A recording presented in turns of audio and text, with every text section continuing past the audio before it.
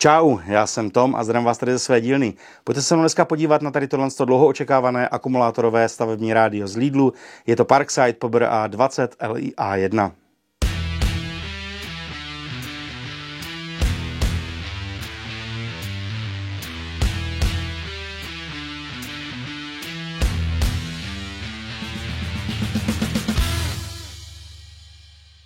V balení naleznete teda samotné to rádio, je tam ještě manuál a je tam potom ještě spínaný zdroj z 230 V na 12 V 2 A k napájení toho rádia, pokud ho budete provozovat bez baterie. Takže to rádio dokáže přehrávat hudbu jak z Bluetooth, tak to má v sobě i přijímač na FM rádio, to má klasické analogové a ještě DAB+, což je v podstatě digitální příjem signálu rádiového. Plus to má ještě možnost vlastně funkce TVS, což je True Wireless Stereo, kdy vy dokážete vlastně více tady z těch zařízení propojit přes Bluetooth a můžou vám hrát současně.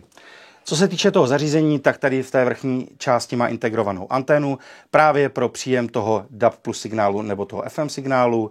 Tady v té horní části má madlo na přenášení, opravdu bych řekl, že velmi jako kvalitně zpracovaný, je takový tuhý. Co se týče reproduktorů, tak má po stranách dva reproduktory, to znamená tady jeden, tady druhý, o celkovém výkonu 2x5 W. Co bych třeba ještě zmínil, tak se mě tady docela líbí na té přední straně a na zadní spodní straně jsou takové opravdu gumové rohy, to znamená při pádu se nemusíte bát, že by se vám to nějak poškodilo, opravdu je to guma, je to opravdu měkčená guma, takže bych řekl, že jako opravdu stavební rádio to uspěje i nějaké to, nebo vůbec přetrpí nějaké to hrubší zacházení. Ty stejné gumové nožičky to má i tady v zadní straně. Ta vrchní strana, tady ta zadní, je chráněná tím samotným madlem, plus má vlastně tady ještě takhle, a tohle už je tvrzený plast, tak tady ty rohy taky ochráněné. Tak teď se dostáváme k tomu nejdůležitějšímu a to je vlastní provoz na akumulátory. Akumulátory jsou tady v té zadní části umístěny pod tady tím vlastním plastovým krytem, uchyceným vlastně tady takovým zámkem. Tady je dodatečné krytí, díky tomu vlastně může to zařízení nabízet krytí IP65, což znamená ta šestka v tom označení, že je proti prachu odolné. Co se týče té pětky, tak to znamená, že to je odolné proti tryskající vodě ve všech směrech. Myslím si, že s průtokem nějakých 12,5 litrů za minutu. Takže si myslím, co se týče krytí, je dostatečný. Je to vidět opravdu na všech částech, že jsou udělaný tak, aby odolali té vodě a hlavně tomu prachu. Počítá se s tím, že to budete provozovat třeba při nějaké té stavbě, nebo to bude někde venku. Můžete si to vzít samozřejmě sebou i k bazénu, kamkoliv jinam. Jak jsem říkal, tak zařízení lze provozovat s akumulátorama řady X12 V-Team, ty se vkládají tady do té vrchní části, normálně zacvaknete, pro výjimutí toho akumulátoru je potřeba samozřejmě zase odjistit a vysunout. Tohle je 2 Ah akumulátor, samozřejmě se tam vleze i ten 5 Ah akumulátor a jde to pohodlně zavřít. U akumulátoru řady X20 V-Team, toto je 2 Ah akumulátor, zasunete ho normálně, klasicky jak do normálního nářadí a zase odjistíte. Vysunete, tohle je 2 Ah akumulátor, tady mám 4 Ah akumulátor, tak a zase výjmu. Co je dobrou zprávou, a není to napsaný v návodu, tak to zařízení lze provozovat i s akumulátorem vlastně 8 Ah, což si myslím, že je úplně super a jde pohodlně zavřít ten deklík vzadu.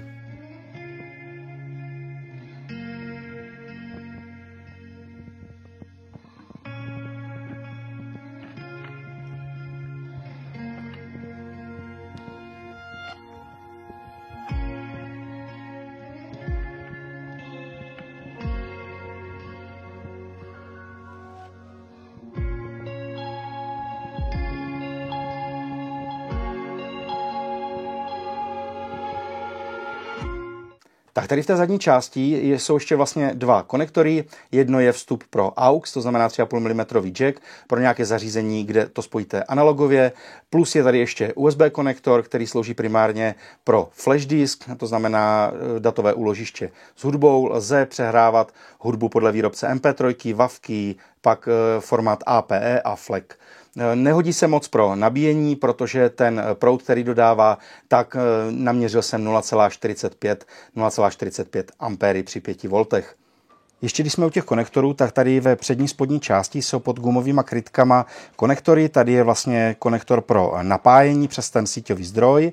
Tady je USB konektor pro napájení, vlastně nabíjení zařízení 5 V 2 A a tady je potom konektor AUX. Tady v přední části pod displejem máme 8 funkčních tlačítek, jsou taky pogumovaná, plus je tady regulátor hlasitostí, vlastně lze i použít pro pohyb v menu a vlastně potvrdit tu vaši volbu. Tak, já si to zapnu, přepnu to na Bluetooth a musím stlumit, aby nám tady nic nehrálo, aby jsme nedostali nějakou penalizaci kvůli autorské hudbě. Tak, stlumíme. Co se týče času, tak ten čas, já vám to teďka přepnu, mám nastavený, že se dá měnit, přepnu si to na to DAB, což je to digitální vysílání. Teď nám to hraje a automaticky se nastavil čas, což je dobrý, přenastaví se to jak při tom DAB plus vysílání, tak i FM-ku. To znamená, se synchronizuje podle toho vysílání.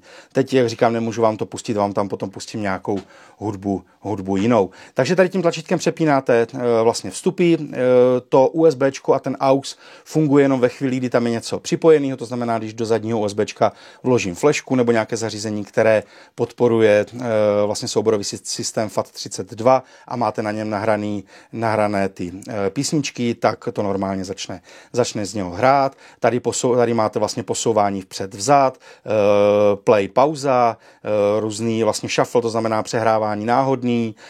Tady máte možnost nastavení různých presetů, to znamená paměť. Má to paměť 30 stanic jak pro DAB+, tak i pro FM a můžete se tím voličem přes ně vlastně posouvat. Potom jednoduchým stisknutím se připojí na tu frekvenci, kterou jste si zvolili. Tady se potom i v tom Bluetoothu volí to TWS, to True Wireless Stereo. Pokud byste těch zařízení měli víc, dají se propojit a můžou hrát všechny zaraz. Tlačítko Info Advanced, tam máte vlastně informace k tomu signálu nebo k té stanici, kde vlastně jste teďka naladěný, to znamená, co tam hraje, frekvence a tak dál. Tady nějaký další informace, to znamená i kvalita toho signálu a tak dál, čas. Tak, tady tlačítko zapínání a to si myslím, že je v podstatě všechno. Pokud chcete ty stanice naladit, podržíte tlačítko Info Advanced, máte tady full scan. Co je teda potřeba říct,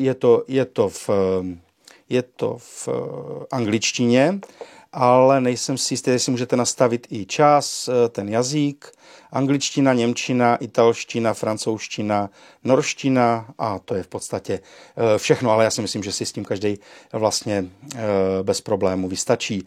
Tady nějaké informace o softwaru, podsvícení, můžete si nastavit, jak chcete, silný vlastně podsvit toho displeje. No, teď vás určitě všechny zajímá takový to nejdůležitější a to je samozřejmě to, jak to hraje.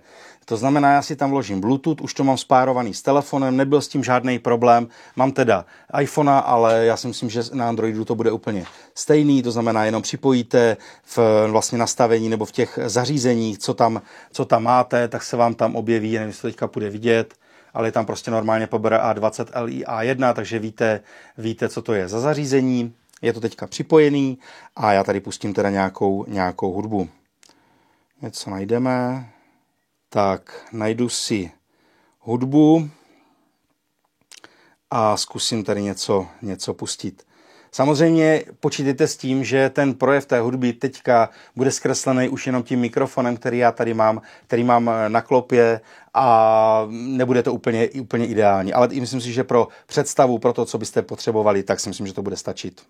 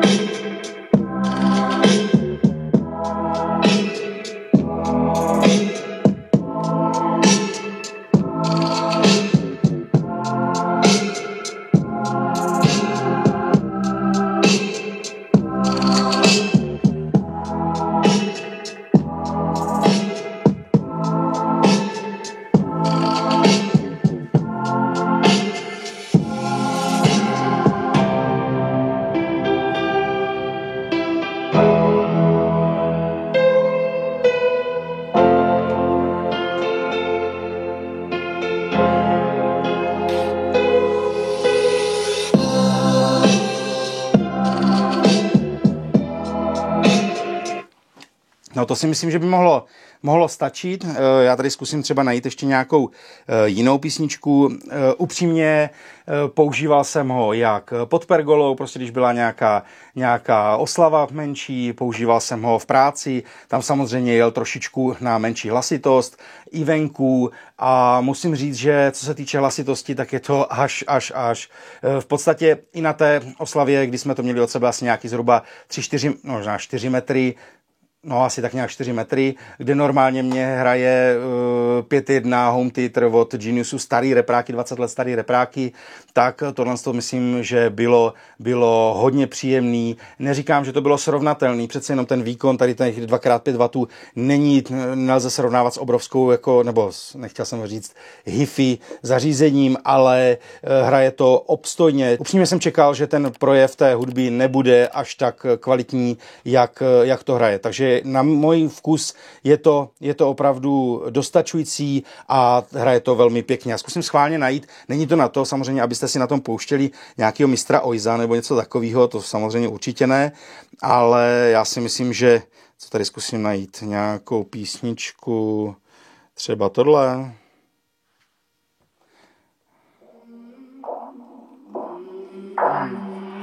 I came from the mud. There's dirt on my hands.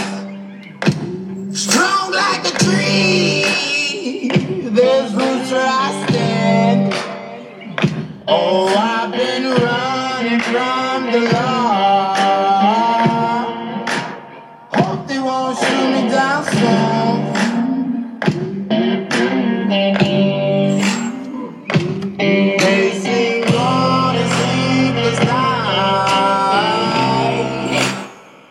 Catch me howling out to me.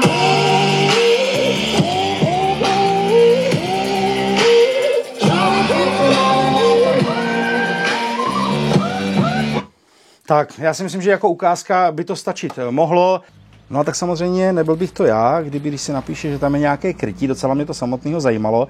Samozřejmě neskoušejte to, tohle je prováděno v laboratorních podmínkách, profesionály, ne, dělám si samozřejmě srandu. Chtěl jsem to vyzkoušet, jak to bude moc odolné proti té vodě, proti té tryskající vodě. Teď jsem v podstatě zapl hudbu, teď uslyšíte, že jak budu odcházet, tak odešel jsem asi zhruba nějakých 15 metrů za barák ještě, jo, za velikej, takže se ztratilo to Bluetooth, ale hned se zase navázalo zpátky, což bylo super. No a vzal jsem si normální klasickou zahradní hadici s tím, že prostě to vyzkouším. Takže teď si to užijte, hraje hudba a uvidíte, jak to dopadne.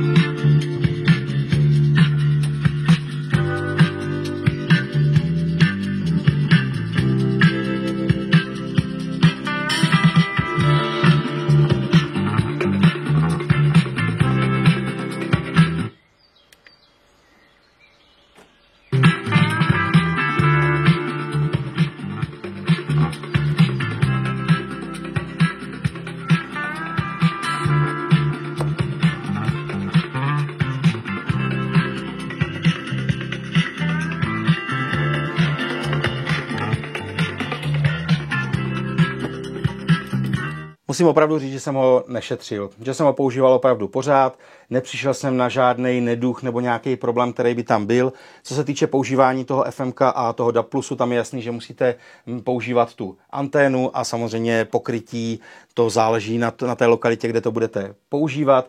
Ještě je tady taková feature, kterou si myslím, že na stavbě můžete klidně použít. I když to budete používat s tím 4 Ah akumulátorem, tak co je super, tak se sem vleze i telefon. Mám tam telefon a pokud to budu používat někde venku, tak mě samozřejmě nezmokne. Já vím, že to je taková prkotina. S tím se samozřejmě pojí jedna nevýhoda, na kterou jsem přišel, a to je v podstatě to zadní USBčko, že sice ono to ten mobil nabije, jo, ono to, jak jsem říkal, dává to tam nějakých 0,45 ampéry, ale prostě pro jako normální pohodlný nabíjení telefonu to v podstatě vhodný není. Což by bylo super do budoucna, kdyby se podařilo nějak vyřešit, aby tam buď byl normálně těch 5 V ty 2 ampéry, nebo třeba druhý konektor, který by byl solo na to nabíjení. S tím se pojí v podstatě ještě druhá taková nevýhoda, na kterou jsem přišel, a to je to, že v případě provozu s tím síťovým spínaným zdrojem, pokud to budete provozovat, tak se vám odpojí baterie a je docela škoda, podle mýho teda, že se nenabije. To znamená, lze to používat jak ze sítě, tak na baterii, ale ta baterie se vám uvnitř nedobije. Kdyby to bylo vyřešené jinak, já vím, že zase pak vzniká problém s tou certifikací a tak dál, ale já si myslím, že by to určitě nějak udělat šlo. Stejně, když to budete mít připojený přes ten zdroj, tak tam v podstatě žádné krytí pro ten zdroj není, tak by to mohlo nabíjet ten akumulátor, který je vlastně vevnitř umístěný. Myslím si, že by to bylo super a určitě by to všechny z nás potěšilo.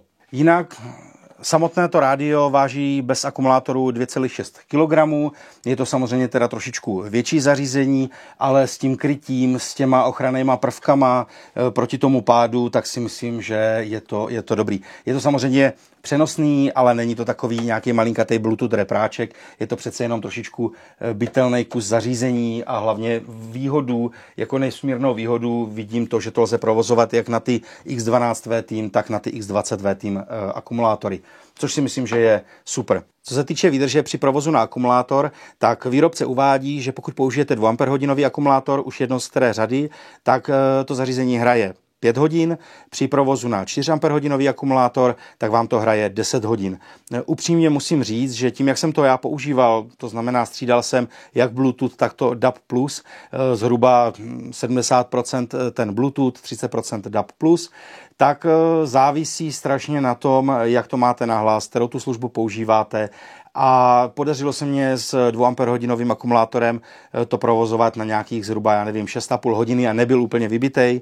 Jo, to znamená to, když jsem to měl v práci, hrálo mě to na stole, zhruba tak nějaký 2 metry ode mě, tak aby to bylo jenom nějaký ten ambientní hudba při práci, tak by to vydrželo mnohem déle. To znamená, záleží na mnoha faktorech. Tohle to uvádí výrobce, upřímně nedostal jsem se na nějaký extrémně vyšší hodnoty, většinou to tak odpovídalo, zcela upřímně, pokud mě to rádio hrálo celý den, tak jsem ten akumulátor prostě večer z toho vyndal, ten 4 Ah a nevybil se.